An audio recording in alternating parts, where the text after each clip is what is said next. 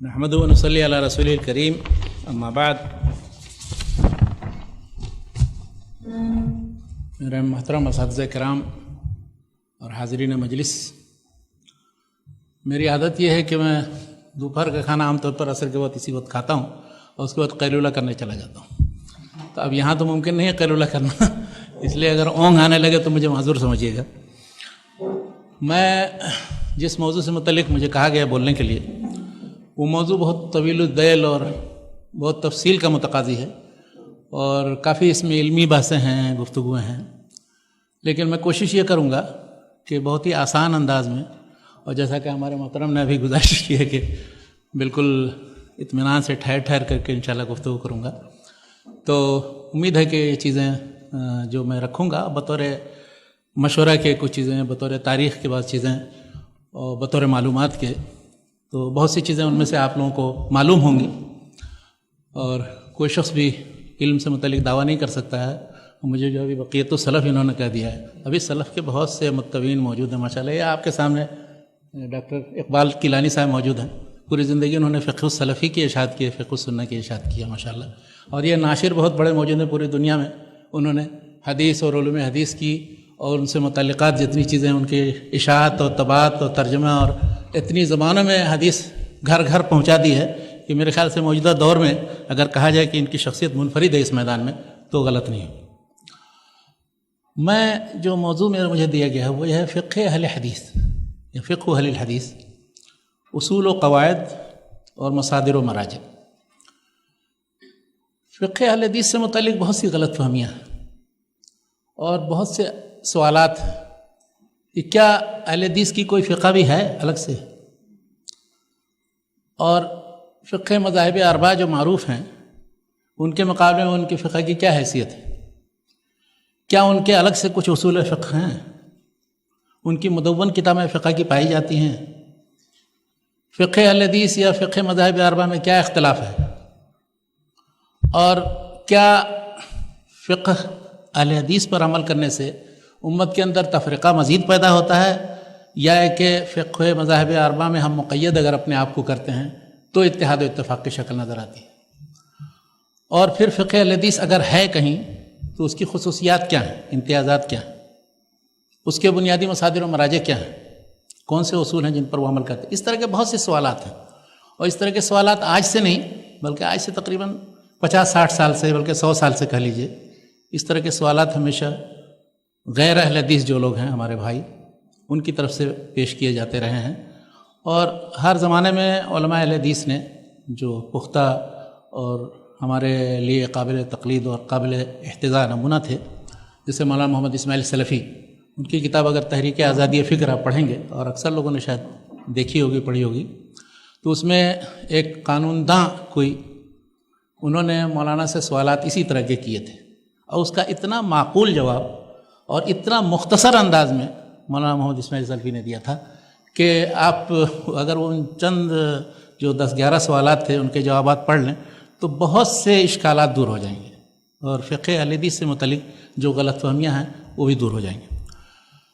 میں سب سے پہلے تو یہ بتاؤں آپ کو کہ اہل الحدیث یا اہل حدیث یا حدیث کی طرف نسبت رکھنے والے جو لوگ ہیں وہ صرف علماء ہی نہیں ہوتے ہیں جو حدیث کے پڑھنے پڑھانے کا اور تدوین کا اور تصنیف تالیف وغیرہ کا کام کرتے ہیں، بلکہ اہل حدیث سے مراد وہ تمام لوگ ہیں کہ جو حدیث کی، دیکھیے ان کے جو مختلف طرح کے کام ہیں حدیث کے تعلق سے، اہل حدیث کی طرف نسبت ہے تو یہ مختلف کام سب اس میں ضمن میں آ جاتے ہیں. 10-12 چیزیں میں ذکر کرتا ہوں.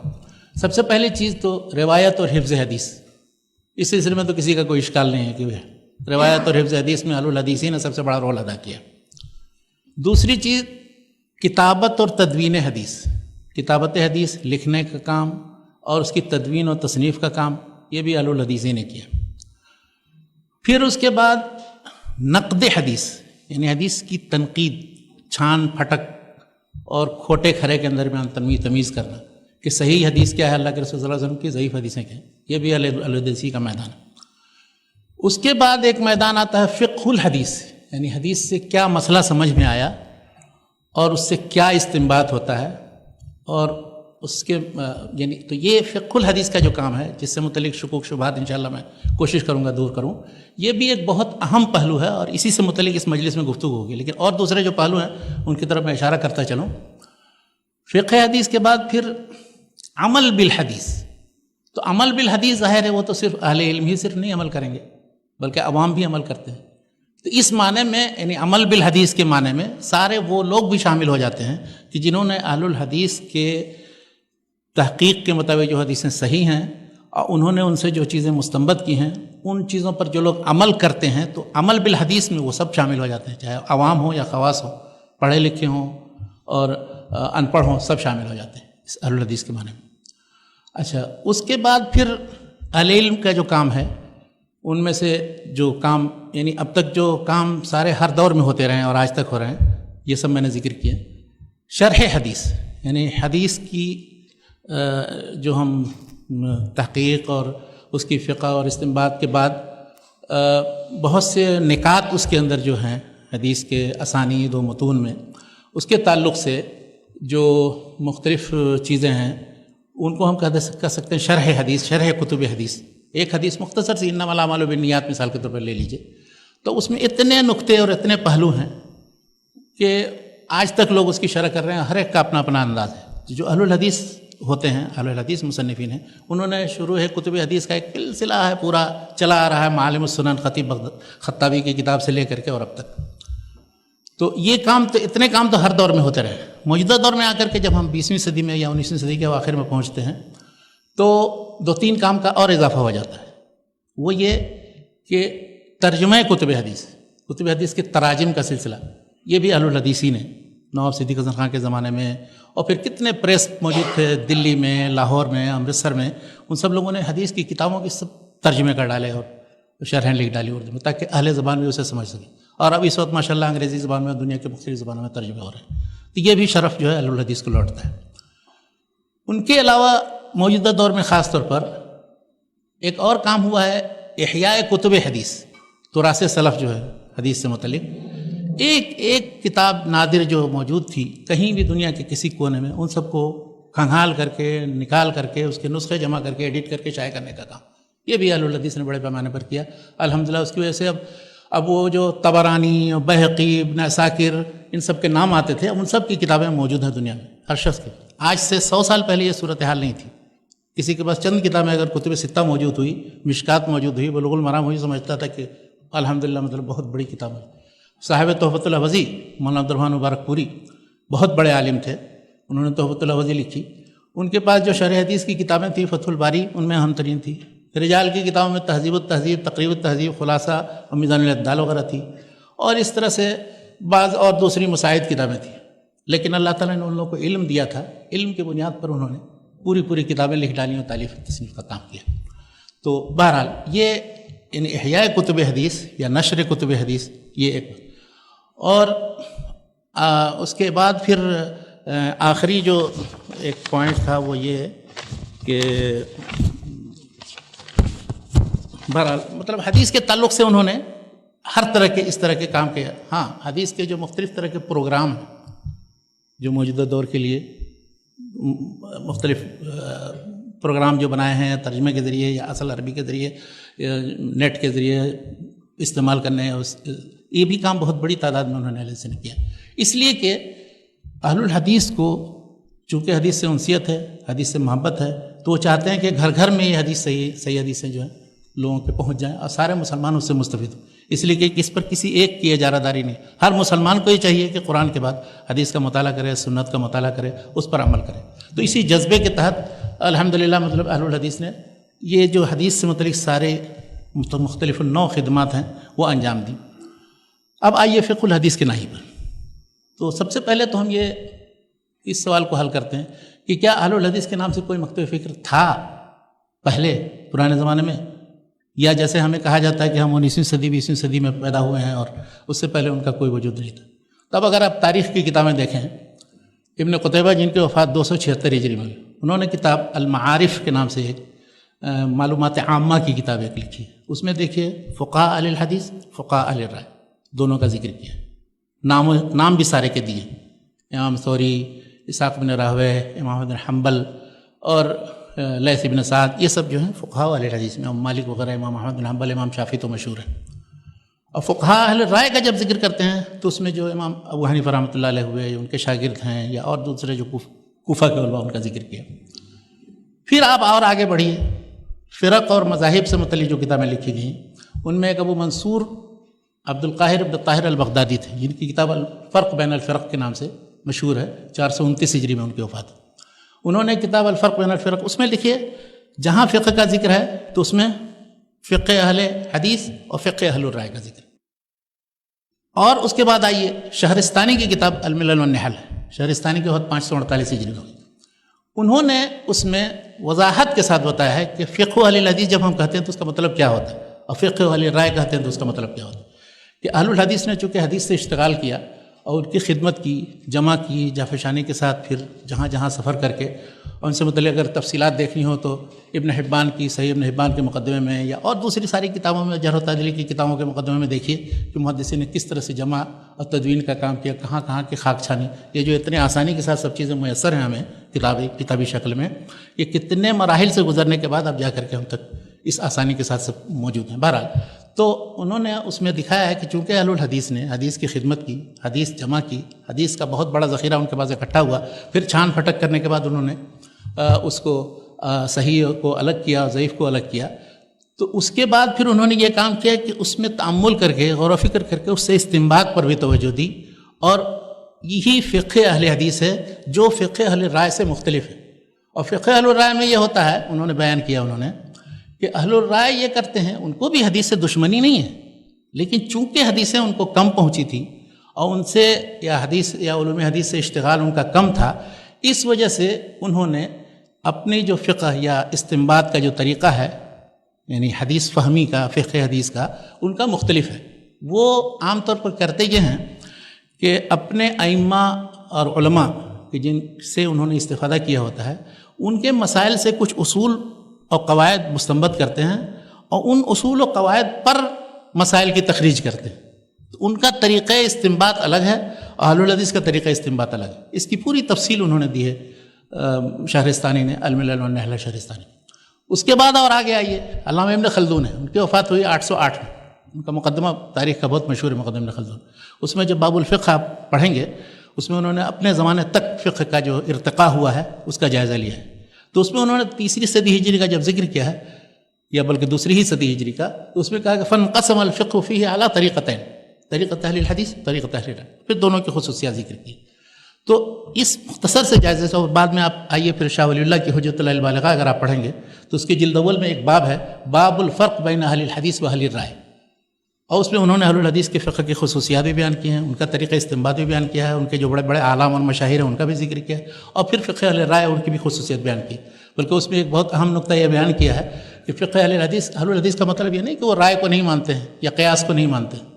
اہل الحدیث ظاہریہ کی طرح قیاس کے منکر نہیں ہیں، لیکن وہ چونکہ ہر مسئلے میں یہ دیکھتے ہیں کہ اس سلسلے میں رسول اللہ صلی اللہ علیہ وسلم سے مرفوع حدیثیں کیا وارد ہیں، اگر نہیں مرفوع حدیث ملتی ہے تو صحابہ کرام سے کیا وارد ہے، صحابہ کرام کے علاوہ پھر تابعین سے کیا وارد ہے، ان سب کو جمع کرنے کے بعد اور پھر تحقیق کرنے کے بعد جو اس میں سے صحیح ہوتی ہیں ان کی روشنی میں پھر اس کے بعد استنباط کرتے ہیں۔ اور دوسری چیز یہ کہ وہ یہ نہیں کرتے ہیں کہ پہلے سے مسائل فرض کریں، جب تک واقع نہیں ہو جاتا ہے کوئی مسئلہ اس وقت تک اس مسئلے سے متعلق کوئی رائے نہیں دیتے، تو جب کوئی مسئلہ واقع ہوتا ہے اس کے بعد پھر وہ چھان بین کرتے ہیں اور اس کے بعد اس نتیجے تک پہنچنے کی کوشش کرتے ہیں۔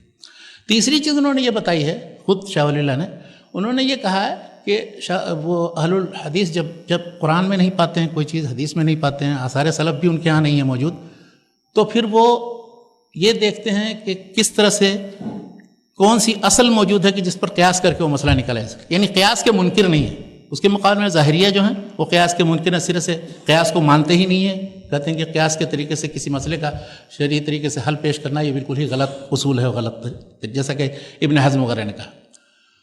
اس کے مقابلے میں پھر اہل الرائے کے بارے میں ان کا خود شاہ ولی اللہ کا تبصرہ یہ ہے، وہ یہ کہتے ہیں کہ اہل الرائے کا مطلب یہ نہیں ہے کہ وہ حدیث سے دشمنی رکھتے ہیں، حدیث پڑھتے نہیں ہیں، حدیث کو حجت نہیں مانتے ہیں دین میں، نہیں، ان کا مقصد یہ ہے کہ وہ اپنے طریقہ استنباط میں اس طریقے پر نہیں قائم ہے جس پر اہل حدیث چلتے ہیں، بلکہ وہ یہ کرتے ہیں کہ اپنے ائمہ کے جو قواعد ہیں، اصول ہیں، ان پر مسائل کی تخریج کرتے ہیں۔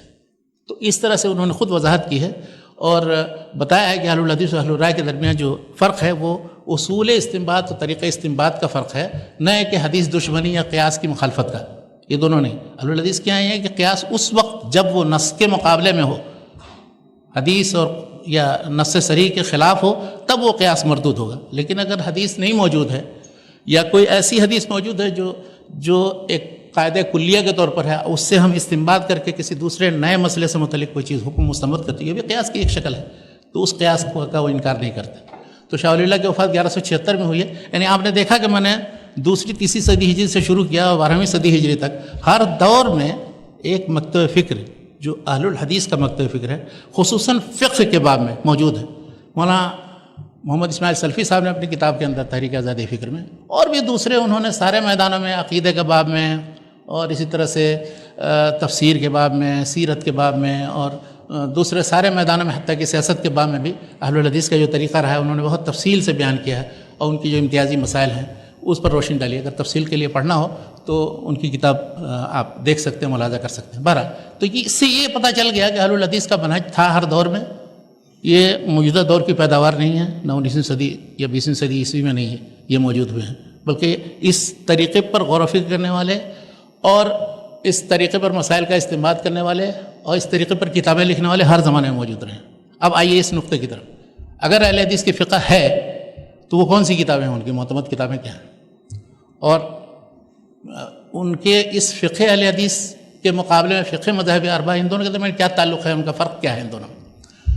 تو اس سے متعلق آپ کو میں بتاؤں کہ اہل الحدیث کی جو فقہ ہے اس کے اندر جتنی مرونت یا جتنا زیادہ لچک ہے اور جتنا زیادہ آزادی رائے ہے دلیل کے بنیاد پر اختلاف کرنے کی، اتنا کسی فقہ کے اندر نہیں۔ کسی ایک مکتب فکر کو لے لیں، انہوں نے جو اصول و قواعد بنائے ہیں ان اصول و قواعد سے یہ سر منہ انحراف نہیں کرتے اور اس کے مطابق مسائل کی تخریج کرتے چلے جا رہے ہیں۔ آج تک مدونات اور متون اور شروح تیار ہو گئے۔ اور اس سلسلے میں ایک وضاحت اور کر دوں میں کہ اہل الحدیث کی جو فقہ ہے اس میں کوئی ایسا اصول یا کوئی ایسا قاعدہ نہیں بنایا گیا ہے کہ اس قاعدے کو ہم اگر اس کے مطابق مسائل بیان کرتے ہیں تو وہ مسائل کبھی کبھی بالکل حدیث صریح یا رسول اللہ صلی اللہ علیہ وسلم کے عمل یا صحابہ و تابعین کے متفقہ عمل کے خلاف پڑتے ہیں، بلکہ اہل الرائے کے یہاں آپ دیکھیں گے، اہل الرائے کے یہاں اس جو اصول و قاعدہ بیان کیا گیا اس سے جو مسئلہ وہ نکالتے ہیں کسی صریح حدیث کے بالکل خلاف ہے۔ صحابہ کرام کا عمل اس کے خلاف تھا، تابعین کا، لیکن وہ کہتے ہیں کہ چونکہ یہ ہمارے اصول ہیں، اس اصول کے مطابق ہم مسائل بیان کریں گے اور مدون کریں گے۔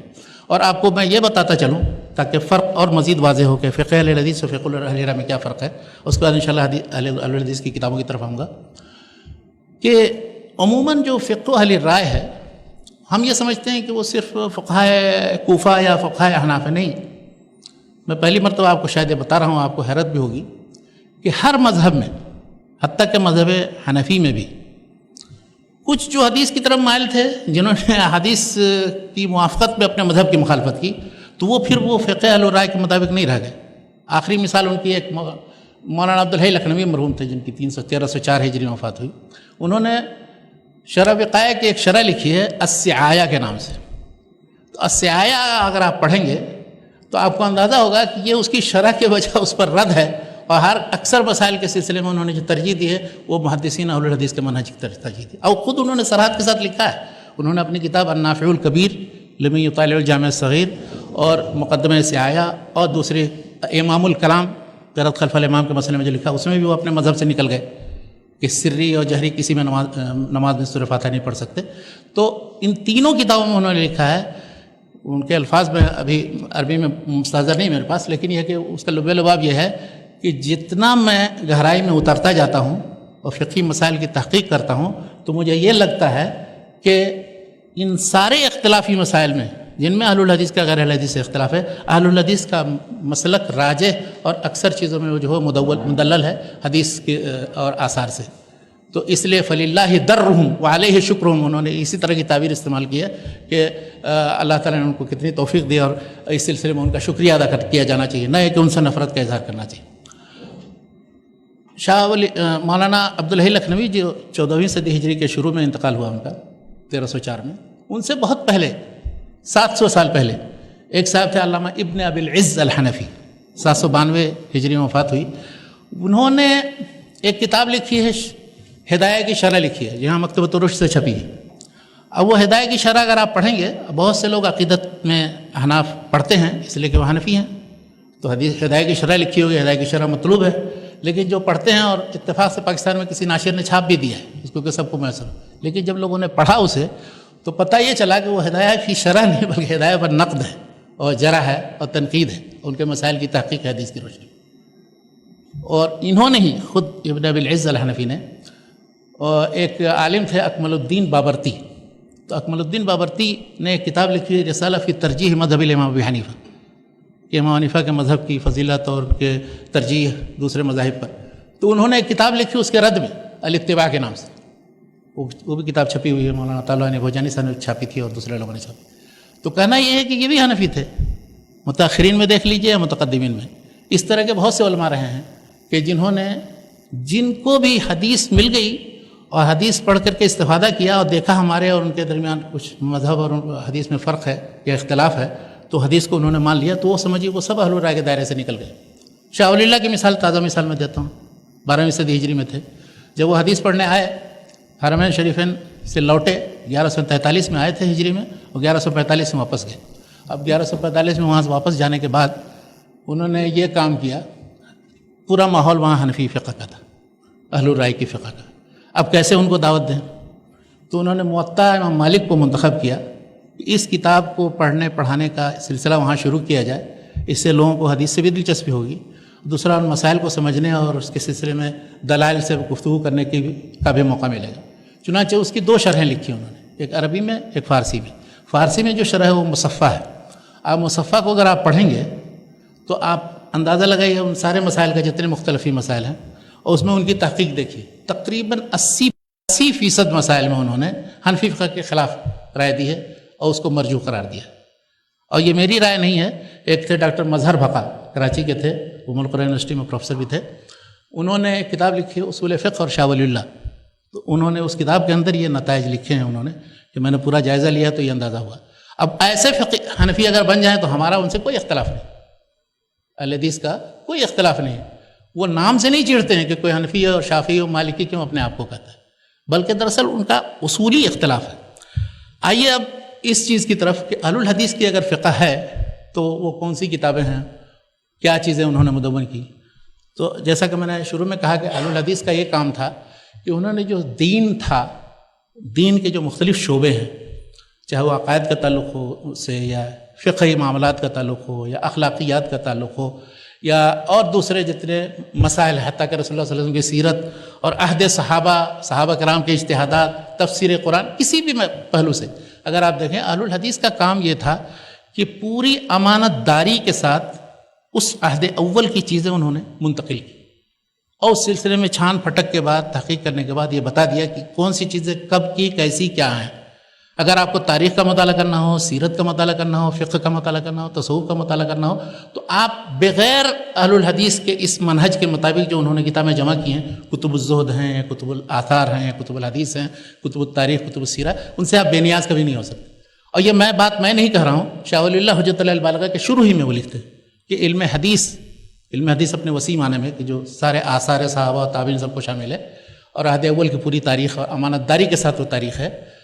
علم حدیث سے کوئی شخص بے نیاز نہیں ہو سکتا، چاہے وہ مفسر ہو، فقیہ ہو، اصولی ہو، مورخ ہو، سیرت نگار ہو، حتیٰ کہ علماء عربیت یعنی نحو، صرف اور ادب کے میدان کے جو لوگ ہیں، وہ لوگ بھی حدیث سے بے نیاز نہیں ہو سکتے ہیں.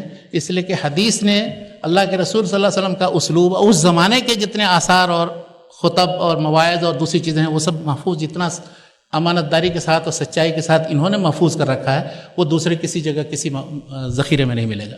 تو اہل الحدیث کا یہ کام، پہلا کام جو تھا کہ انہوں نے ان کی حفاظت کی، پورا آپ کو منتقل کر دیا.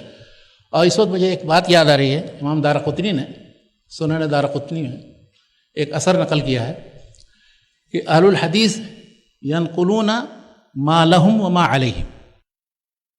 اس سے ان کو غرض نہیں ہوتی ہے کہ وہ اس سے جو مسئلہ نکالنے والا ہوگا وہ ہمارے مطابق مسئلہ نکالے گا کہ نہیں نکالے گا. جیسے امانت داری کے ساتھ پورا کا پورا وہ نقل کر دیتے. وَأَهْلُ الرَّأْيِ لَا يَنْقُلُونَ إِلَّا مَا لَهُمْ. اور آج تک یہ صفت ان کی موجود ہے. وہ کوشش یہ کریں گے کہ چن چن کر کے ایسی حدیثیں اور اس تلبیس کے ساتھ وہ پیش کریں گے کہ دیکھیے حدیث میں یہ بھی ہے، یہ بھی، یہ بھی. جب ان ساری حدیثوں کو سارے حدیث کی کتابوں میں چھان بین کر کے دیکھیں گے تو اس کے خلاف جو حدیثیں وہ زیادہ صحیح نظر آئیں گی، اور ان کی بیان کردہ حدیثیں سب یا تو یہ کہ بالکل ہی ضعیف قسم کی ہوں گی، یا بے اثر ہوں گی، بے اصل و پا ہوں گی، اس طرح کی چیزیں. تو یہ امانت داری کے ساتھ چیزیں پیش کرتے ہیں، نقل کرتے ہیں. اس کے بعد کھرے کھوٹے کی تمیز کرتے ہیں اور تمیز کو. تو یہ تو خیر ان کے لیے مسلم ہے اور سب لوگوں نے اس کا اعتراف کیا ہے. فقہ کی کتابیں انہوں نے کس انداز کی مدون کی؟ سب سے پہلے تو یہ سمجھیے فقہ کیا چیز ہے. فقہ اصل میں قرآن و حدیث سے استنباط کا نام ہے. کسی مسئلے کے استنباط اور فہم کا نام یہ فقہ ہے. اب وہ فقہ وسیع معنی میں تو ہر طرح کے مسئلے کو سمجھنا، چاہے وہ عقائد سے متعلق ہوں، اخلاقیات سے متعلق ہوں، معاملات سے متعلق ہوں، اعمال قلوب سے تعلق ہو. لیکن چونکہ فقہ ایک خاص اصطلاح میں جو ایسے عملی احکام کے جن پر انسان عمل کرتا ہے، مسلمان کو عمل کرنے کی دعوت دی، اس کے لیے خاص ہو گیا فقہ. ورنہ پہلے زمانے میں پہلی دوسری صدی ہجری میں فقہ کا یہ معنی نہیں تھا. لیکن جب مختلف علوم فنون جب الگ الگ ہوئے، زہد و تصوف الگ ہو گیا، اخلاقیات الگ ہو گئے، اور اس طرح سیرت الگ ہو گیا، اور تو فقہ کا حصہ بھی عبادات معاملات پر مشتمل ہو کر کے وہ ایک بن گیا وہ حصہ. تو فقہ کا یہ جو مفہوم ہے، اصطلاحی مفہوم، اس مفہوم کے لحاظ سے محدثین نے یا اہل الحدیث نے کیا کیا؟ سب سے پہلے نمبر پہ تو انہوں نے یہ کیا کہ انہوں نے وہ پورا تراث محفوظ رکھا. جیسے کہ میں نے بتایا آپ کو کہ صحابہ کا کیا فہم تھا، تابعین کا کیا فہم تھا، تبع تابعین تک کا. اور اس سلسلے میں جتنی یہ آثار کی کتابیں ہیں، سعید بن منصور کی کتاب السنن ہے، 227 ہجری میں ان کی وفات ہے. اس کے بعد ابن ابی شیبہ ہیں جن کے مصنف پورا ریکارڈ موجود ہے، ہر مسئلے میں کسی صحابی کسی تابعی نے کیا کہا ہے، کیا عمل کیا. آپ کو دیکھنا ہو تو اس میں ملیں گی آپ کو، اور وہ چھپ گئی ہے. اسی طرح سے عبد الرزاق بن حمام الصنعانی 211 ہجری میں وفات ہوئی، ابن ابی شیبہ کی 235 میں. تو انہوں نے بھی مصنف عبد الرزاق کے اندر وہ ساری چیزیں نقل کی ہیں. یعنی فقہ کا جو اصل مادہ ہے، یعنی کس طرح سے سمجھا تھا سلف نے، قرآن حدیث سے مسائل کیسے نکالے تھے، وہ محدثین نے پورا امانت داری کے ساتھ جمع کر کے رکھ دیا. اسی طرح معرفت السنن والآثار ایک کتاب ہے امام بہقی کی، ان کی وفات 458 ہجری میں ہوئی. ایک کتاب ہے اسی طرح تہذیب الآثار امام طبری کی 310 ہجری میں وفات ہوئی. تو انہوں نے یہ پورا مٹیریل پوری امانت داری کے ساتھ نقل کر دیا. اب ہمارا کام یہ ہے کہ ہم اس میں دیکھیں کہ سلف کا فہم، فقہ السلف جو تھا وہ کیا تھا. اور ابھی اس وقت موجودہ دور میں یہ کوشش ہوئی ہے کہ صحابہ، تابعین اور تبع تابعین اور بعد کے جو بڑے بڑے مشہور ائمہ ہیں، ائمہ اربعہ کے علاوہ، ان سب کی فقہ کو انہی کتابوں سے مدون کرنے کی کوشش کی گئی ہے. الگ الگ فقہ ابن عمر، فقہ ابن مسعود، اور فقہ عمر بن الخطاب، فقہ ابی بکر صدیق. ایک محمد رواس قلاجی ہیں، انہوں نے اور دوسرے بہت سے لوگوں نے الگ الگ مدون کر دیا. اور ایک صاحب ہے محمد المنتصر القطانی، انہوں نے موسوعۃ فقہ السلف کے نام سے وہ سارے صحابہ و تابعین کی فقہ جمع کر دی، جو ہمارے یہاں جامع القرآن سے چھپا ہے. تو اس طرح کی کوششیں ہوئی ہیں، اور اس سلسلے میں ماخذ یہی ساری آثار کی کتابیں. دوسری یہ کہ جو مرفوع حدیث کی کتابیں ہیں، جو چھان بین کرنے کے بعد تصحیح تضعیف کا اہتمام کرتے ہوئے یا بالکل خاص صرف صحیح حدیثیں جمع کرنے کی جو کوشش کی گئی ہے، تو ان میں بھی محدثین نے یہ کیا، اس کی بہت سے لوگوں نے کیا، لیکن چند مثالیں میں دوں. جیسے امام بخاری، انہوں نے جو صحیح اپنی مرتب کی ہے، تو اس میں صرف یہ نہیں کہ حدیثیں صرف صحیح جمع کر دی ہوں، بلکہ ترجمۃ الباب، کیا مسئلہ اس حدیث سے نکلتا ہے وہ انہوں نے نکالا. اس میں جس دقت و باریک بینی کا مظاہرہ کیا ہے وہ پڑھنے پڑھانے والوں سے مخفی نہیں ہے. انہوں نے ہر مسئلے سے متعلق حدیث سے جو استنباط کیا ہے وہ دیکھنے کے لیے، اسی لیے کہا جاتا ہے فقہ البخاری فی تراجمہ ہی. دوسری پھر امام مسلم نے یہ کیا، ابواب نہیں باندھے تھے انہوں نے، کتاب الایمان، کتاب العلم، یہ جو ابواب آپ دیکھ رہے ہیں یہ بعد کے لوگوں نے، امام نووی نے اور دوسرے لوگوں نے باب باندھے. لیکن اس انداز میں حدیثیں جمع کر دی تھیں، اور ہر مسئلے کی حدیثیں اکٹھا تھیں کہ کوئی شخص صحیح مسلم بغیر ابواب کے بھی پڑھتا تو اسے سمجھ میں آ جاتا کہ اس مسئلے سے متعلق کون کون سی حدیثیں ہیں اور ان سب حدیثوں سے کیا مسئلہ ثابت ہوتا ہے. تیسرے امام ابو داؤد ہیں. امام ابو داؤد کی کتاب، ان کی کتاب کی خصوصیت یہ ہے کہ انہوں نے وہ ساری حدیثیں جمع کر دی ہیں کہ جو جن سے استدلال اپنے مختلف مسائل کے سلسلے میں مختلف ائمہ کرام کرتے ہیں، یعنی کسی نے بھی کوئی مسئلہ اختیار کیا ہے تو اس سلسلے میں ان کی دلیل کیا ہے، وہ سارے دلیلیں جمع کر دی. اسی لیے کہا جاتا ہے کہ صحیح سنن ابی داؤد اگر کسی فقیہ کے لیے کافی ہے کہ اس میں موافق مخالف سب دلیلیں موجود ہیں، اور اس پر مستزاد یہ ہے کہ انہوں نے تحقیق کر کے یہ بھی بتایا کون سی حدیث صحیح ہے کون سی حدیث ضعیف ہے. لیکن یہ کہ جو بھی دلیل ہے، چاہے کسی بھی امام کی، لیث بن سعد کی، اوزاعی کی، ثوری کی، امام ابو حنیفہ کی، امام مالک کی، امام شافعی کی، وہ سب دلیلیں آپ کو تقریباً اصول الادلہ مل جائیں گی. امام ترمذی نے یہ کیا کہ تصحیح تضعیف کے ساتھ ساتھ انہوں نے ایک ایک موضوع سے متعلق ساری حدیثوں کی طرف بھی اشارہ کر دیا، وہ فی الباب عن فلاں عن فلاں عن فلاں عن فلاں، اور ایک دو حدیثیں منتخب کر لی، اور اس کے ساتھ ساتھ انہوں نے پھر مذاہب صحابہ و تابعین اور مذاہب ائمہ بھی ذکر کی. تو یہ جو 4 کتابیں بطور مثال، اور 5ویں 6ٹھی کتاب کا اضافہ کر لیجئے اس پر، امام ابن خزیمہ کی کتاب ہے صحیح، جو صرف عبادات کا حصہ ہم تک پہنچا ہے، پوری کتاب تو بڑی تھی. تو اس میں انہوں نے ہر حدیث سے تفصیلی طور پر مسئلہ مستنبط کیا ہے، اور بلکہ ایک حدیث کو کئی جگہ لائے ہیں وہ اختلاف الفاظ، اور اس پر باقاعدہ گفتگو کرتے ہیں. ابن خزیمہ 311 میں وفات ہوئی ان کی، اور وہ امام بخاری کے شاگرد تھے، بہت مشہور شاگرد.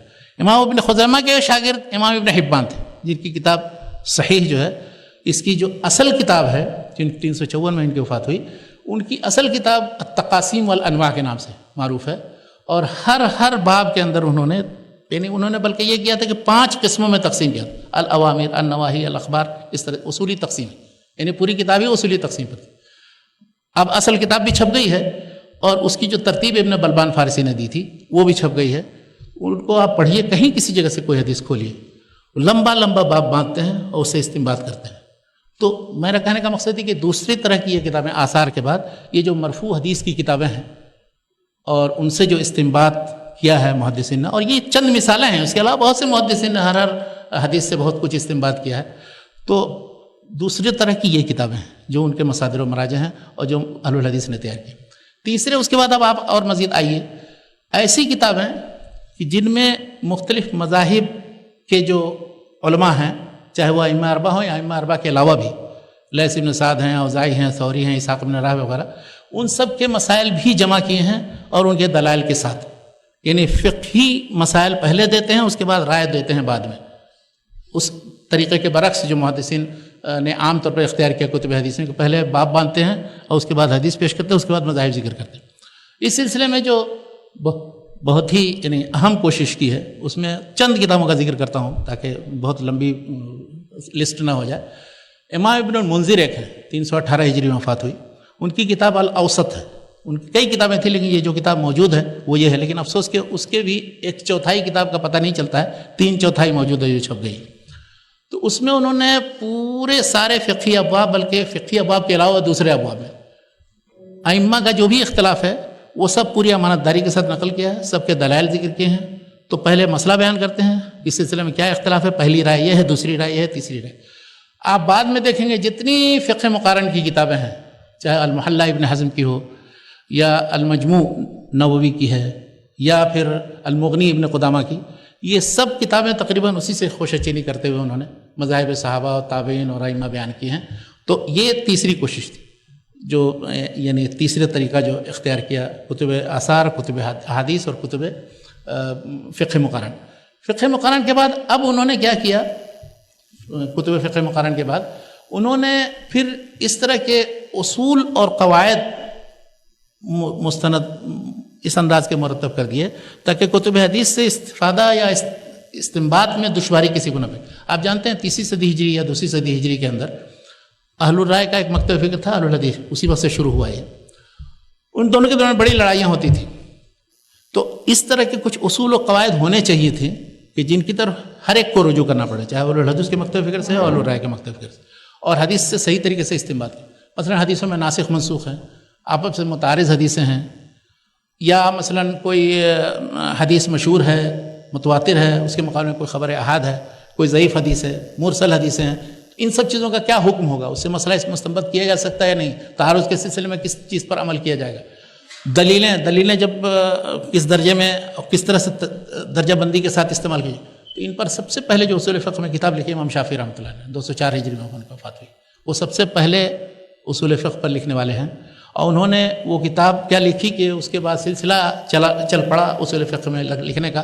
لیکن ہوا یہ کہ اصول فقہ کے سلسلے میں بعد میں لوگوں نے امام شافعی کے منہج کو کا اتباع کرنے کے بجائے، جو اہل الحدیث ناصر الحدیث و اہلی ہیں، وہ ان کے منہج کا اتباع کرنے کے بجائے اس کو دو طرح کے لوگوں نے، ایک معتزلہ جو صاف عقلیت پسند تھے، انہوں نے اس کو آگے اس فن کو بڑھایا، اور دوسرے وہ فقہائے اہل الرائے کہ جنہوں نے اپنے انداز میں اصول کی کتابیں مقرر کی. ان کی اصول کی کتابیں وہ کہیے کہ بجائے اس کے کہ وہ اصول شریعت یا اصول فقہ عام ہو، وہ اصول مذہب ہیں، یعنی اپنے مذہب کے وہ اصول و قواعد ہیں. اس طرح کے اصول انہوں نے مستمد کی. تو ان دونوں منہج کے لوگوں نے جو کتابیں لکھی ہیں وہ بالکل دوسرے طریقے پر چلے گئے. امام شافعی کا اتباع کرنے والوں میں ایک بہت مشہور عالم ہیں، وہ ہیں ابو المظفر السمعانی، 489 ہجری میں ان کی وفات ہوئی. ان کی کتاب ایک ہے قواطع الادلہ، تو اس میں انہوں نے کتاب یعنی قرآن، حدیث، اجماع، قیاس، اس سے متعلق سارے جو مسائل ہیں وہ اہل الحدیث کے طریقے پر بیان کرنے کی کوشش کی. اور اس سلسلے میں جو آثار، جو اقوال منقول ہیں محدثین اہل الحدیث سے، وہ بھی نقل کیے. یہ نہیں کہ صرف اپنے ایک مذہب کی حفاظت کے لیے وہ اصول و قواعد بنائیں. اسی طرح سے 5ویں صدی ہجری میں 3-4 اور مؤلفین تھے، 2 آدمی مشرق میں اور 2 آدمی مغرب میں. ان دونوں نے کتابیں ایسی مرتب کر دی ہیں کہ ان سے سارے وہ اصول جو اہل الحدیث کے وہ سمجھ میں آ سکتے ہیں. مغرب میں 2 آدمی تھے، ایک ابن حزم، اگرچہ وہ ظاہری ہیں تو صرف قیاس کے انکار کے سلسلے میں تو ان کی ظاہریت معروف ہے، لیکن اور دوسرے جو مباحث ہیں وہ بہت ہی مفید ہیں اور کارآمد ہیں. اس کو علامہ احمد شاکر صاحب نے اور دوسرے بہت سے لوگوں نے تحقیق کر کے چھاپا ہے، الاحکام فی اصول الاحکام، یہ کتاب. اور دوسری ایک کتاب ہے ابن عبد البر کی، اگرچہ وہ ہے علم سے متعلق، جامع بیان العلم فضلی کے نام سے وہ کتاب چھپتی ہے. وہ ہے علم کے باب میں، لیکن علم کے ساتھ ساتھ انہوں نے پھر وہ دلائل اور عمل بالکتاب و سنہ اور پھر استنباط، اصول استنباط اور ان سب چیزوں کا بھی ذکر کیا. تو بہت سے مباحث اس میں آ گئے. مشرق میں 2 عالموں نے، خطیب بغدادی اور دوسرے علامہ بیہقی. خطیب بغدادی نے ایک کتاب لکھی الفقیہ والمتفقہ کے نام سے. الفقیہ والمتفقہ میں ایک فقیہ کے لیے یا ایک محدث کے لیے حدیثوں سے کیسے استنباط کرے اس کے سارے اصول و قواعد بیان کر دیے. اور اس میں انہوں نے سارا نقل کیا امام شافعی سے لے کر کے اپنے زمانے تک کے جتنے ائمہ اور فقہاء تھے. اور دوسرے مصنف جو ہیں وہ ہیں بیہقی.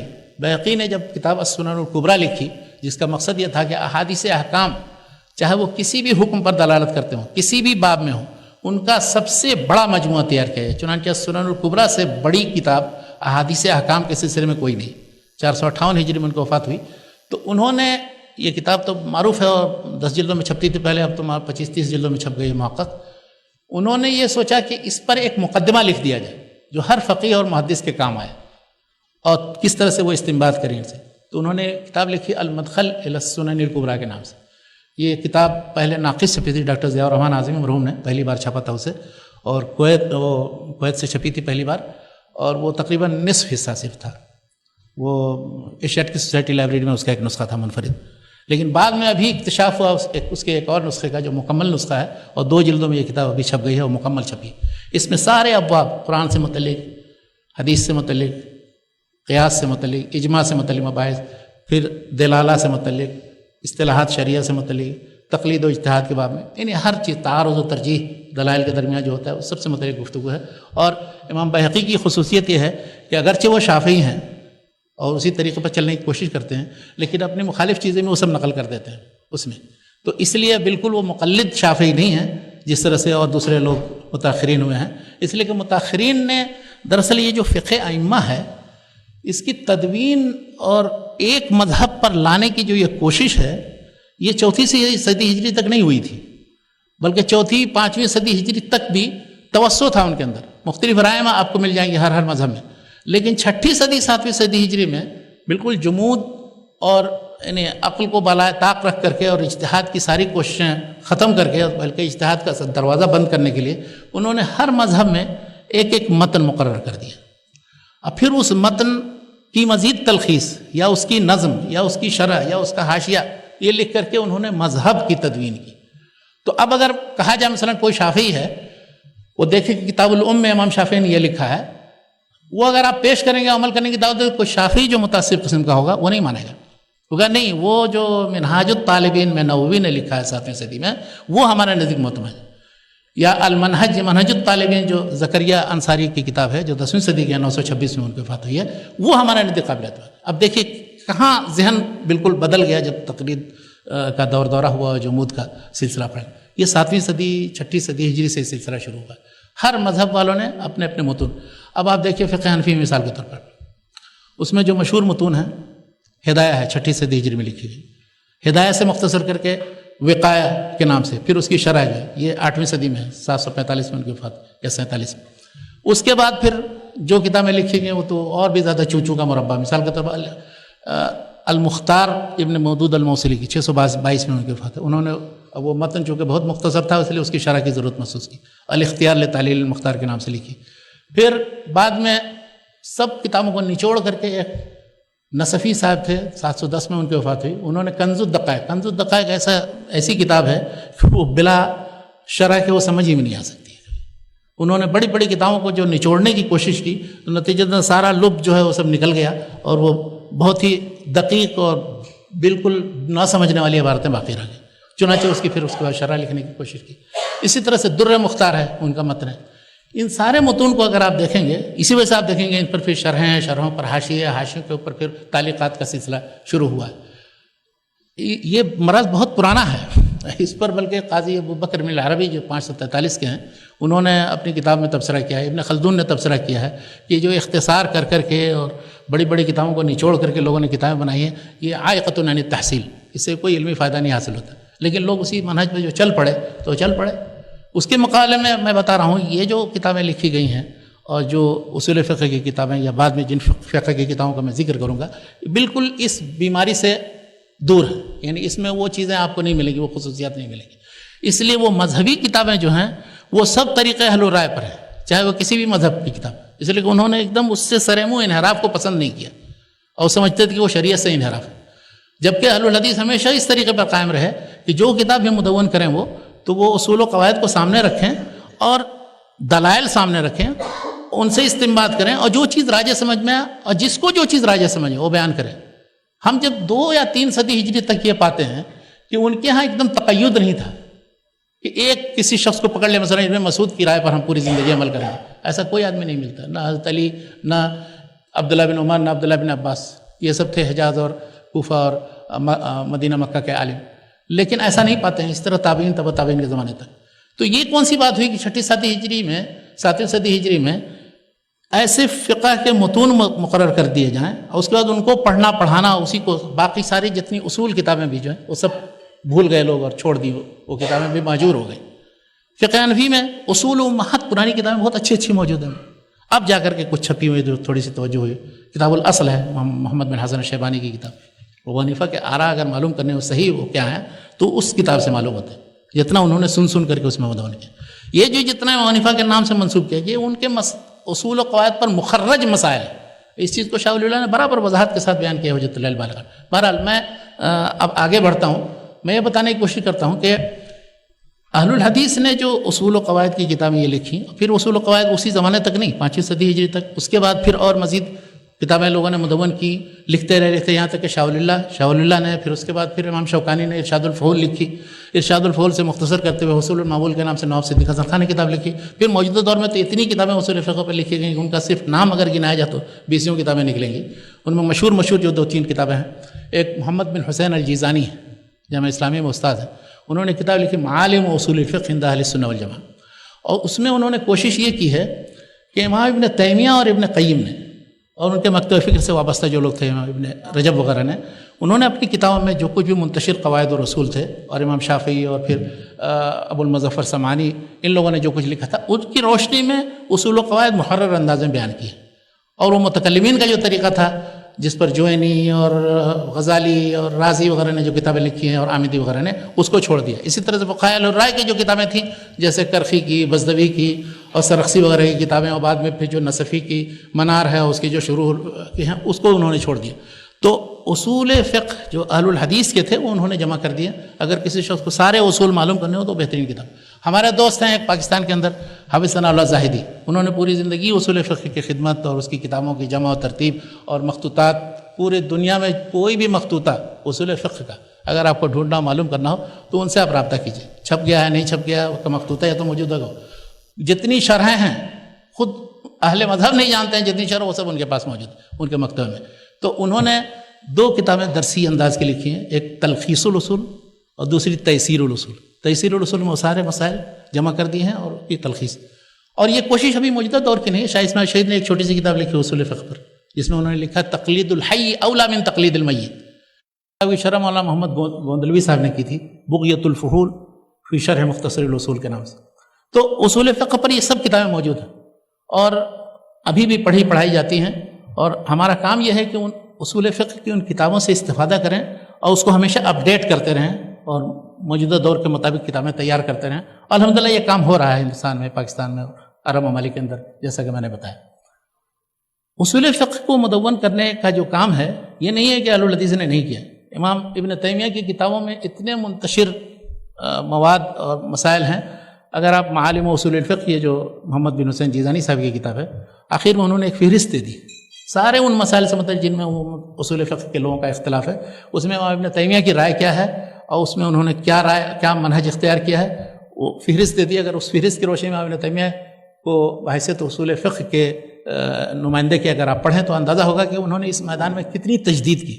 یعنی ایک مثال میں دیتا ہوں صرف، وہ یہ کہ قیاس کے باب میں، قیاس بہت سی جگہ پر اہل الرائے کے نزدیک یہ ہے کہ وہ نصوص یا احادیث کے خلاف ہوتی ہے، حدیث صحیح کے بھی خلاف وہ مانتے ہیں بہت سے قیاس کو، اور حدیث صحیح کے خلاف چونکہ حدیث صحیح وہ ان کے نزدیک خبر واحد ہے، تو وہ کہتے ہیں کہ قیاس راجح ہے، اس لیے کہ قیاس زیادہ معقول ہے اور زیادہ مدلل ہے اور عقلی طور پر زیادہ ثابت ہے، تو اس لیے وہ خبر واحد کو چھوڑ دیتے ہیں۔ اس طرح کی بہت سی مثالیں موجود ہیں فقہ حنفی کی کتابوں میں۔ تو امام ابن تیمیہ کا ایک چھوٹا سا رسالہ ہے قاعدۃ فی تقریر القیاس، اور اس کو پورا کا پورا امام ابن قیم نے اعلام الموقعین میں نقل بھی کر دیا ہے، پورا کا پورا مجموع الفتاوی میں بھی ہے۔ اس میں انہوں نے دکھایا کہ ایسا ہو ہی نہیں سکتا کہ قیاس صحیح جو ہے کسی حدیث صحیح کے خلاف، کسی کے پاس اگر ایسا قیاس تو لائے، یا تو وہ قیاسی غلط ہے یا پھر حدیث صحیح نہیں ہوئی۔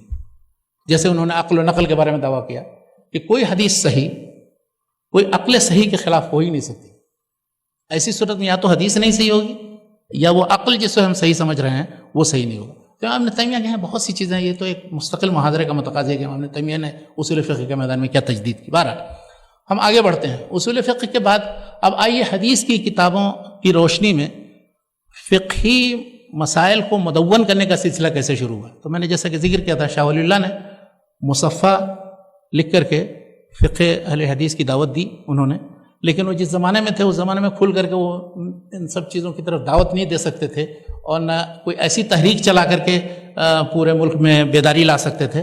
یہ کام بعد میں جب تحریک شہیدین شروع ہوئی ہے تو وہ سلسلہ شروع ہوا ہے۔ شاہ اسماعیل شہید، سید احمد شہید اور ان کے پھر جو متوسلین تھے انہوں نے یہ کام کیا۔ تو انہوں نے پھر یہ دو طریقہ اختیار کیا۔ ایک طریقہ یہ اختیار کیا جس پر آج تک لوگ عمل کر رہے ہیں، ہمارے مولانا اقبال کیلانی صاحب ہیں، انہوں نے حدیثیں منتخب کی اور ان سے مسائل مستنبط کر کے کتابیں لکھی، وضو سے متعلق، طہارت سے متعلق، نماز سے متعلق، زکوٰۃ سے متعلق، حج سے متعلق حدیثیں منتخب دیتے ہیں، اور اس سے پھر جو مسائل مستنبط ہوتے ہیں ان کی ساری کتابیں، اس طرح عمران ایوب لاہوری صاحب کی کتابیں وغیرہ سب اس منہج پر ہیں۔ دوسری یہ اس طرح کی تو بہت سی کتابیں، دوسری یہ کہ فقہی مسائل فقہی ابواب پر مرتب کیے جائیں، مسائل ذکر کیے جائیں، ان کے ساتھ دلائل ہوں۔ اس کا سلسلہ جو ہے وہ تقریباً 13ویں صدی ہجری کے اواخر میں نواب صدیق حسن خان کی کتابوں میں ملتا ہے۔ نواب صدیق حسن خان نے چند بہت ہی اہم کتابیں لکھی، لیکن افسوس کہ وہ یا تو وہ فارسی زبان میں ہیں یا اردو میں ہیں، جس کی وجہ سے لوگ ان کی طرف توجہ نہیں دیتے، پھر ایک بار چھپی اور ختم ہو گئی۔ ایک کتاب ان کی ہے جو عربی میں ہے، وہ بار بار چھپتی ہے اور پڑھی جاتی ہے، علامہ البانی برابر اس کو پڑھتے پڑھاتے تھے اپنے تلامذہ کے درمیان۔ اور روضۃ الندیہ شرح الدر البہیہ، در البہیہ امام شوکانی کی ایک چھوٹی سی کتاب ہے فقہی مسائل پر، جو فقہ الحدیث ہے اس پر مشتمل، کسی مسلک کا التزام اس میں نہیں ہے۔ تو اس کی شرح خود امام شوکانی نے جو کی ہے وہ الدرار المضیہ شرح الدر البہیہ، وہ اتنی مقبول اور معروف نہیں ہوئی جتنا نواب صدیق حسن خان کی الروضۃ الندیہ، جو سب سے پہلا ایڈیشن اس کا 1290 ہجری میں چھپا تھا ہندوستان کے اندر، بعد میں پھر وہ عربی میں مختلف ممالک میں چھپا۔ تو الروضۃ الندیہ یہ بہت ہی اہم اور بنیادی کتاب ہے جو نواب صدیق حسن خان نے لکھی۔ اور الروضۃ الندیہ کے علاوہ خود انہوں نے الدر البہیہ کا ترجمہ فتح المغیث بفقہ الحدیث کے نام سے چھاپا تھا، اور اسی طرح سے ایک دوسرا ایڈیشن ترجمہ در البہیہ کے نام سے بھی اسی زمانے میں چھپا تھا۔ یہ اردو میں یہ دونوں کتابیں، لیکن ان کی جو یہ الروضۃ الندیہ کے بعد جو اہم ترین 3 کتابیں ہیں وہ فارسی میں ہیں، ان فارسی کتابوں کا یا تو اردو میں ترجمہ ہونا چاہیے تاکہ اس سے استفادہ عام ہو، اور یا پھر عربی میں ترجمہ مکمل چھپنا چاہیے۔ ان میں سے ایک کتاب دلیل الطالب الی ارجح المطالب کے نام سے، اس کا نصف اول صرف عربی ترجمہ ہوا ہے، ڈاکٹر لقمان سلفی صاحب نے چھاپا ہے۔ اور دوسری کتاب ہے ہدایت السائل الی ادلۃ المسائل، سارے مسائل دلائل کے ساتھ لکھی۔ تیسری ایک کتاب ہے بدور الاحلہ من ربط المسائل بالادلہ، یہ سب 13ویں صدی ہجری کے اختتام سے پہلے کی کتاب ہے۔ اس زمانے میں انہوں نے، اور بہت بڑا ذخیرہ، اس میں سارے مسائل جتنے اس زمانے کے نوازل جتنے تھے، جو جدید مسائل پیش آئے تھے، ان سب کا بھی اس میں حل ہے۔ لیکن افسوس کہ وہ ایک بار جو چھپی ہے اس کے بعد آج تک پھر وہ شاید نواب صدیق حسن خان کی کتابیں جن لوگوں کو ان سے دلچسپی ہوگی، ان میں ایک تھے مولانا محمد عطا اللہ عنی بھوجانی مرحوم، ان کے پاس وہ کتابیں ہیں، یا اور بھی بات بڑی بڑی لائبریریوں کے اندر ہوگی۔ لیکن یہ کتابیں ایسی ہیں کہ ان سے استفادہ کیا جائے، ہو بہو نہیں ترجمہ، کم سے کم ان سے تہذیب و تلخیص کر کے ان میں سے مسائل شائع کیے جائیں۔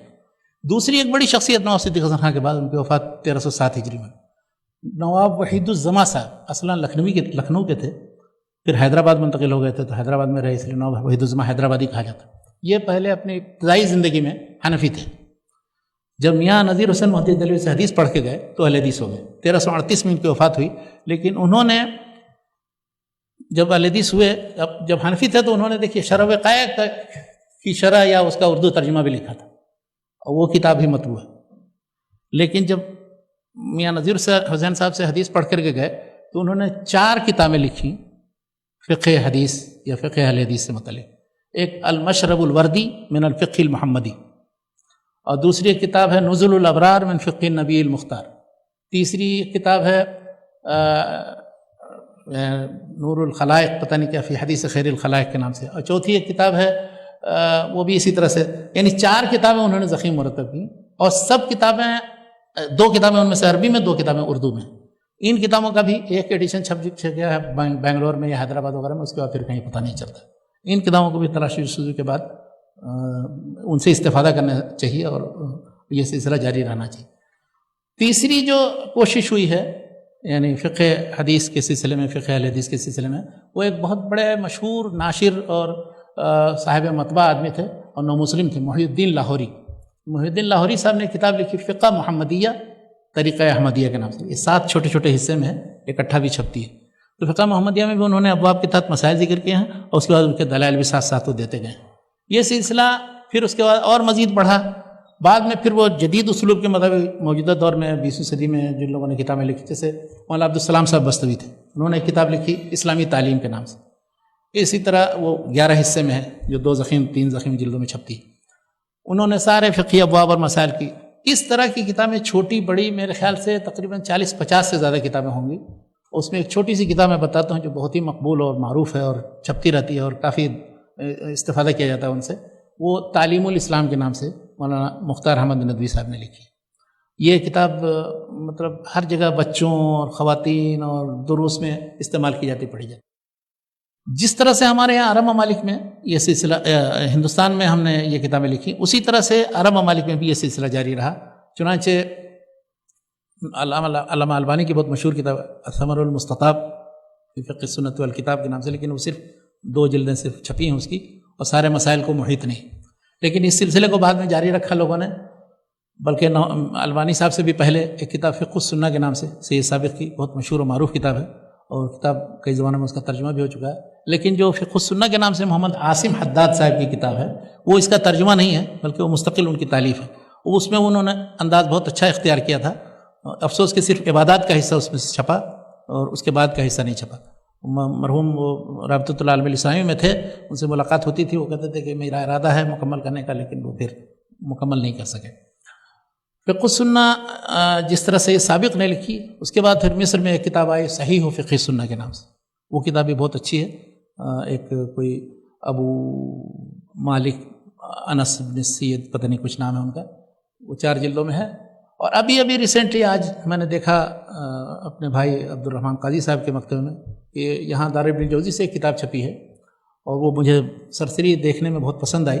وہ ہے تسہیل الفقہ کے نام سے، ایک جو بن جبرین، ڈاکٹر عبدالعزیز بن جبرین یا عبداللہ بن عبدالعزیز جبرین، عبداللہ بن عبدالعزیز جبرین، ان کی کتاب ابھی چھپی ہے دار ابن جوزی سے۔ اس میں انہوں نے مسائل ذکر کیے ہیں جو راجح چیز ہے یا جو مستحب ہے یا جو واجب ہے، اور اس کے بعد نیچے اس کی تفصیلات بھی دی ہیں، دلائل دی ہیں، دلائل پر گفتگو کی ہے۔ تو یہ کتاب ابھی مطلب اب تک کی جو چھپی ہوئی شائع شدہ کتابیں ہیں ان میں تقریباً بہترین کتابوں میں سے ہے، مجھے جو سرسری دیکھنے سے لگی ہے۔ اور اس میں فقہ کی کوئی کتاب جو ہے بغیر اعتراض کے اور تنقید کے خالی نہیں، کسی کی بھی فقہ ہو، اس لیے کہ اللہ کے رسول صلی اللہ علیہ وسلم کے بعد ہر شخص کے فقہ اور اس سے استنباط پر سوالیہ نشان کھڑا کیا جا سکتا ہے، لیکن دلیل کے ذریعے۔ تو انہوں نے کوشش جو یہ کی ہے اس سے بھی استفادہ کرنا چاہیے۔ اور میرا مشورہ یہ ہے، یہ جو کتابیں ابھی عرب ممالک میں چھپی ہیں یا ہمارا جو یہ تراث بر صغیر میں ہے، یہ کل تقریباً بر صغیر میں 40-50 کتابیں ہوں گی۔ اور پھر ایک بات میں یہ بھی بتاؤں کہ ان موضوعات پہ جو کتابیں لکھی گئی ہیں وہ صرف یہ جامع کتابوں کی طرف میں نے اشارہ کیا ہے، الگ الگ مسائل پر تو بے شمار کتابیں لکھی گئی، طہارت پر، صلاۃ کے سارے الگ الگ مسائل پر، زکوٰۃ پر، صیام پر، حج پر، تو بے شمار کتابیں ہیں۔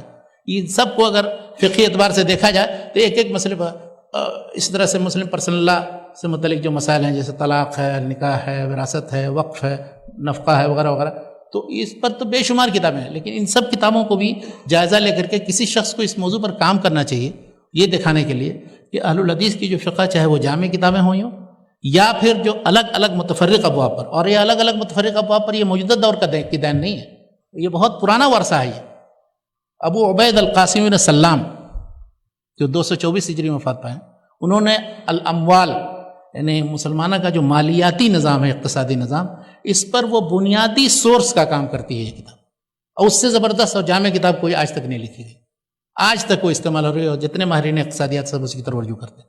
انہوں نے اپنے زمانے تک کا جو مالیاتی نظام تھا وہ پورا دیا، کس طرح سے مال جمع ہوتا ہے، کہاں کی کون کون سے مصارف ہیں، حکومت کا کیا کام ہے، کیسے، وغیرہ وغیرہ ساری تفصیلات دی۔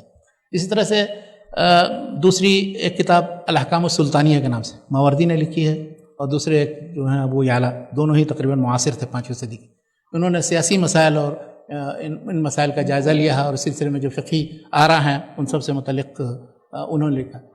کسی نے خراج پر لکھا، کسی نے اور دوسرے، یعنی ایک ایک مسئلے پر تو بے شمار کتابیں پرانے زمانے میں بھی لکھی ہیں، موجودہ دور میں لکھی جا رہی ہیں، اور ان کا احاطہ نہیں کیا جا سکتا۔ ایک پہلو ہے اور نوازل کا، یعنی جدید مسائل جو پیش آتے ہیں ان مسائل کے سلسلے میں وہ تو یہ جو کتاب ابھی تو ان کی جبرین صاحب کی بیان کی گئی، اس میں نوازل بھی پیش کی ہیں۔ اور ایک صاحب ہیں محمد بن حسین الجیزانی، جن کی کتاب کا میں نے ذکر کیا تھا اصول فقہ کی، انہوں نے یہ کیا ہے کہ فقہ النوازل کے نام سے 4 جلدوں میں کتاب لکھی ہے، دار ابن الجوزی سے چھپی ہے۔ انہوں نے ان مسائل کو حل کرنے کے سلسلے میں مختلف فقہی اکیڈمیوں کی طرف سے جتنی کانفرنسیں ہوئی تھیں ان کانفرنسوں کی روداد ملخص انداز میں پیش کر دی۔ ہر مسئلے پر جو اختلاف رائے، سارے جو ایکسپرٹ جمع ہوتے ہیں یا علماء جمع ہوتے ہیں، ان کو اکٹھا کرنے کے بعد جو قراردادیں منظور ہوتی ہیں ان سب کا اس میں ذکر کر دیا۔ یہ فقہ النوازل، جن کو بھی فقہ سے دلچسپی ہو وہ کام کی چیز ہے۔ بلکہ میں یہ کہوں کہ موجودہ دور ایسا ہے کہ اب صرف ایک فقہ، ایک مذہبی فقہ وہ کام دینے والا نہیں، اب جو ہے فقہ الدلیل کی طرف ہم لوگ جا رہے ہیں کہ ایک اس مسئلے سے متعلق دلیل کیا ہے۔ اب جو ہے وہ تقلیدی رجحان اب چلنے والا نہیں، اب اجتہاد کا دروازہ، کچھ لوگ تو بالکل چوپٹ دروازہ کھول دینا چاہتے ہیں، بالکل الحاد و بے دینی کی طرف ہم چلے جائیں، نہیں، اجتہاد یعنی مضبوط ہو بضوابط شرعیہ، اس کا دور ہے۔ اب جو ہے آپ لوگوں کو صحابہ و تابعین اور ائمہ اربعہ کے علاوہ دوسرے ائمہ ان کے مسائل اور ان کے دلائل معلوم کرنے سے روک نہیں سکتے، اس لیے کہ سارے مصادر و مراجع متوفر ہو گئے، اکٹھا ہو گئے۔ اب نہیں کہہ سکتے ان کو یہ شرح وقایع پڑھو پھر ہدایہ میں اور اسی کے ارد گرد گھومتے رہو، یہ دور اب گیا۔ اب کسی بھی مذہب فقہی کو اب یہ خوش فہمی نہیں ہونی چاہیے۔ اب دور جو ہے یہ دراصل فقہ السنہ کا ہے، فقہ اہل الحدیث کا ہے۔ اب جو ہے یہ جو کوشش کی جاتی تھی اور کہا جاتا تھا کہ فقہ جو ہے مدون اور جو مضبوط کتابوں کے اندر جو مدون فقہ ہے وہ صرف 4 اہل سنت کے ہیں اور 4 غیر اہل سنت کے ہیں۔ ظاہریہ کو اہل سنت سے خارج کر دیتے ہیں بہت سے لوگ تعصب میں آ کر کے، تو حنفی، شافعی، مالکی، حنبلی، اور اس کے بعد کہتے ہیں ظاہری، جعفری، زیدی اور عبادی۔ ان ساری فقہوں کا مطالعہ کرنا ضروری ہوتا ہے، لیکن فقہ اہل حدیث کی طرف کسی کی توجہ نہیں ہوتی۔ وہ صرف اس وجہ سے کہ لوگوں کے اندر ایک تعصب ہے، اور یہ تعصب دراصل آج نہیں پیدا ہوا ہے، یہ 6 7ویں صدی ہجری میں جو متون تیار ہوئے ہیں نا، اور اس کے ارد گرد جو گھومنے کا سلسلہ اور طواف کرنے کا سلسلہ شروع ہوا ہے، وہ آج تک یہ سلسلہ جاری ہے۔ اس وجہ سے کہیں کسی نے بھی ان علماء اور اتباع مذاہب میں سے بھی کسی نے ذرا سا بھی کچھ خروج کی کوشش کی کوئی اجتہاد پیش کیا. عز بن عبد السلام 7ویں صدی کے تھے. اسی طرح سے ابو شامہ وہ بھی 7ویں صدی ہجری کے تھے. انہوں نے اپنی کتابوں میں ان مقلدین اور ان لوگوں کی شکایت کی تاکہ کس طرح کے یہ لوگ ہیں. صاف صریح حدیث مل جاتے اس کے باوجود بھی اپنا مذہب نہیں چھوڑنے کے لیے تیار ہوتے.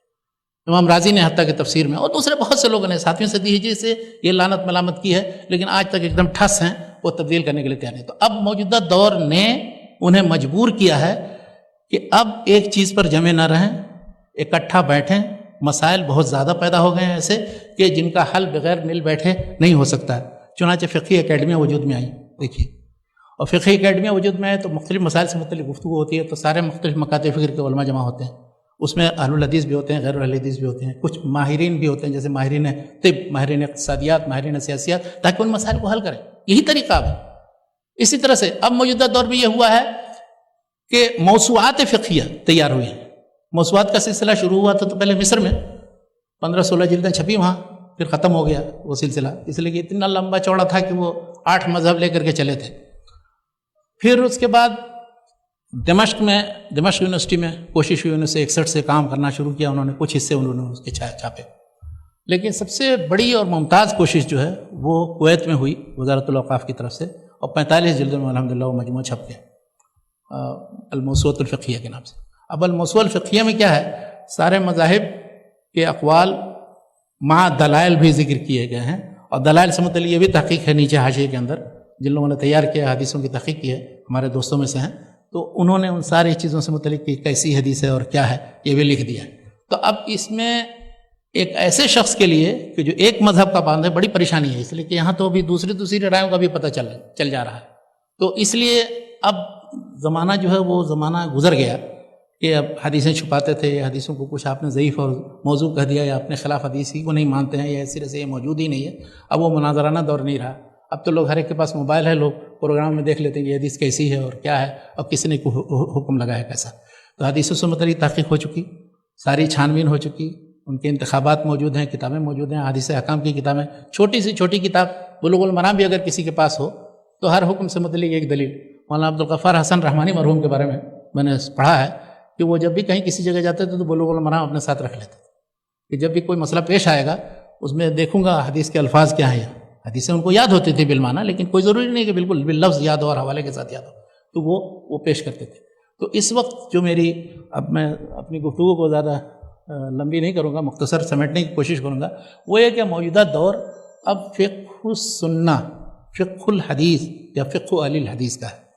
اور یہ ساری کتابیں جو آپ دیکھ رہے ہیں اور جو چھپ رہی ہیں وہ اتنی مقبولیت ان کو ہے کہ آتی ہے اور مارکیٹ سے ختم ہو جاتی ہے. ابھی وہ 150 ریال میں شاید بک رہی ہے مہاراج میں، جن کو خریدنا وہ خرید لیں، وہ 160 میں، اور ممکن ہے کہ مہاراج کے بعد ختم ہو جائے. جیسے ہمارے یہاں تجربہ ہوا ایک، دیکھیے بہت بڑے اہل الحدیث عالم عبد الرحمن بن یحییٰ معلمی، تو ان کا مجموعہ 25 جلدوں میں، وہ پہلے 350 میں بکتا تھا، بعد میں انہوں نے 250 کر دیا.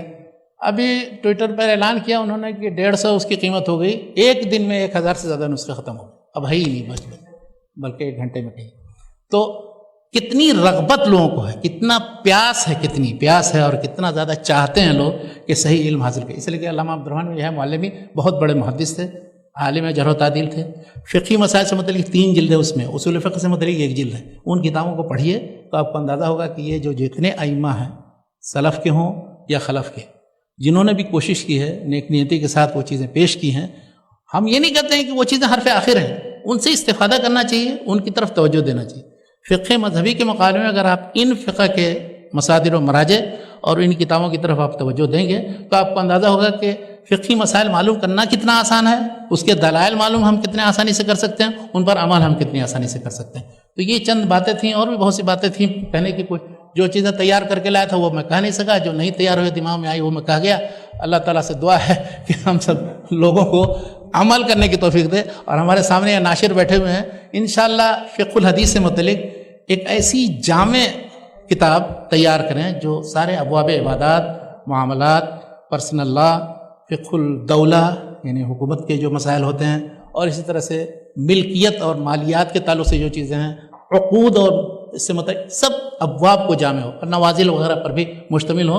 اردو میں میری نظر سے کوئی ایسی کتاب نہیں گزری. عربی میں البتہ ہمارے فاضل دوست اور عالم ڈاکٹر لقمان سلفی صاحب نے پچھلے سفر میں مجھے اپنی کتاب جو فقہ الحدیث پر لکھی ہے انہوں نے 4 جلد میں وہ دی ہے، اور انہوں نے جامعہ ابن تیمیہ میں اسے بطور نصاب بھی داخل کر دیا ہے۔ تو اس طرح کی کتابوں کی ضرورت ہے ابھی، اور ان کتابوں کے پھیلانے اور پھیلنے میں انشاءاللہ خیر کا پہلو ہے، اور امت کا جو یہ کہنا ہے یا بعض لوگوں کا کہ اس سے مزید تفرقہ پھیلے گا اور ایک اور مذہب کی ایجاد ہو جائے گی اور مزید تفرقہ آئے گا، اس کے سلسلے میں میری گزارش یہ ہے کہ دیکھیے وہ بھی مولانا اسماعیل سلفی صاحب نے لکھا، انہوں نے کہا کہ معترضین یہ کہہ رہے کہ امت کے اندر ایک جہتی تھی، یہ آپ لوگوں نے یہ کیا یہ انتشار پیدا کر دیا تقلید و اجتہاد سے متعلق اور فقہی مسائل میں بلبلہ فکریہ پیدا کر دیا۔ تو کہتے ہیں کہ بھائی ایک جہتی کب تھی؟ یہ تو 4 جہتی پہلے سے تھی، ایک جہت اور تسلیم کر لیجیے، اس میں کیا پریشانی کی بات ہے؟ آزادی کیوں نہیں دیتے ہیں آپ؟ کسی شخص سے بھی کوئی مسئلہ پوچھے، کسی عالم سے جو قابل اعتماد ہو اس کے پاس جائے، اس کے علم اور تقویٰ پر اعتماد ہے، اس سے مسئلے جا کے پوچھے۔ تیسری سے ہجری تک جب ہم قوت میں تھے اور پوری دنیا میں ہم نے اسلام پھیلایا، اس وقت تو یہ پریشانی کی بات نہیں تھی، اب بعد میں دور جمود و تقلید میں جب اس کو آپ نے واجب قرار دے دیا اور اپنے متون سے سرے منہ انحراف نہیں کرنا چاہتے۔ تو بہرحال یہ چند باتیں تھیں جو میں نے آپ لوگوں کے گوش گزار کی، اور کسی طرح کی کوئی تقصیر ہو تو معاف کیجیے گا۔ اللہ تعالیٰ سے دعا ہے کہ ہم سب لوگ یعنی جو منہج سلف ہے ہر باب میں، عقیدے کے باب میں ہو، اخلاق کے باب میں ہو۔ ابھی ہمارے دوست مقصود الحسن صاحب جو گفتگو کر رہے تھے تو میں خود محسوس کر رہا تھا کہ کتنا زیادہ ہمارے اندر کوتاہی۔ علم کی بات تو ہم عمل کرتے ہیں، عمل کی بات نہیں کرتے، اخلاق کی بات نہیں کرتے، تطبیق کی بات نہیں کرتے۔ تو اصل چیز وہ ہے کہ کسی عالم کو آپ دیکھیں تو اس سے تقویٰ، پرہیزگاری اور دنیا سے نفور، ان چیزوں کا اظہار ہوتا ہو، نہ کہ تکبر اور غرور اور وہ اپنی بات منوانا اور زبردستی سے۔ بڑے بڑے علماء ہمارے تھے، ہم نے جن لوگوں کو دیکھا ہے پاکستان میں بھی ہندوستان میں بھی، اتنے متواضع، اتنے خلیق، اتنی خوش اخلاقی کے ساتھ ملتے تھے۔ مولانا تعالیٰ نے بجانے مرحوم اللہ تعالیٰ، ان کا جب ذکر آتا ہے تو میں ضبط نہیں کر پاتا وہ اپنے آپ کو۔ طلبہ آتے تھے ان کے پاس، خوش اخلاقی کے ساتھ ملتے تھے، ان کی رہنمائی کرتے تھے، ان کے پاس جو کتابیں ہوتی تھیں وہ بھی ان کو دے دیتے تھے، کبھی یہ پرواہ نہیں کرتے تھے کہ وہ واپس کر کے لائے گا کہ نہیں۔ جب وہ کتاب بیچتے تھے مکتبہ سلفیہ میں تو کتاب لوگ خرید کر کے لے جاتے ان کو دے دیتے تھے۔ مولانا عبدالطواب ملتانی صاحب کے بارے میں یہی ہے، آتے تھے لوگوں کو کتابیں دیتے، جب پیسہ ہوگا تو دے دینا، نہیں تو نہیں دینا، کوئی بات نہیں۔ تو ہمارے علماء ایسے گزرے، اور اب ہم کیا ہو گئے ہیں؟ اللہ تعالیٰ ہم سب لوگوں کو عمل کرنے کی توفیق دے، اور سب سے اہم چیز یہی ہے، بغیر اخلاق کے، بغیر عمل کے ہم اپنی دعوت پھیلا سکتے ہیں نہ ہم کہیں کسی جگہ سرخرو ہو سکتے ہیں، ہر جگہ ہمارے اوپر صرف انگلیاں اٹھیں گی۔ اللہ تعالیٰ ہم لوگوں کو نظر بد سے بچائے، آمین۔ سامعین اکرام، ہمارے علمی اور عوامی دروس اور سوال و جواب کی مجلسوں سے آپ خود بھی مستفید ہوں اور اپنے دوست و احباب کے ساتھ بھی شیئر کریں۔ عین ممکن ہے کہ آپ کے شیئر سے کسی کی اصلاح اور آپ کے لیے صدقہ جاریہ بن جائے۔ واٹس ایپ پر اسلامک میسج حاصل کرنے کے لیے نمبر نوٹ فرمائیں: یعقوب عزیز 00966 5089 59707۔ واٹس ایپ سوال جواب گروپ میں ایڈ ہونے کے لیے نمبر نوٹ فرمائیں: عبدالسلام عمری 00966 502627 نمبر بھیجتے ہوئے نام اور پتہ ضرور لکھیں۔ اسی طرح ہمارے یوٹیوب چینل اسلامی دعویٰ کو ضرور سبسکرائب کریں تاکہ ہماری ہر نئی اور اہم ویڈیو کی اطلاع آپ کو فوری حاصل ہو جائے۔ تمام دروس، مقالات اور سوال و جواب سیریز کے لیے ہماری مشہور ویب سائٹ www.islamidawah.com کا مشاہدہ کرتے رہیں۔ السلام علیکم ورحمۃ اللہ وبرکاتہ۔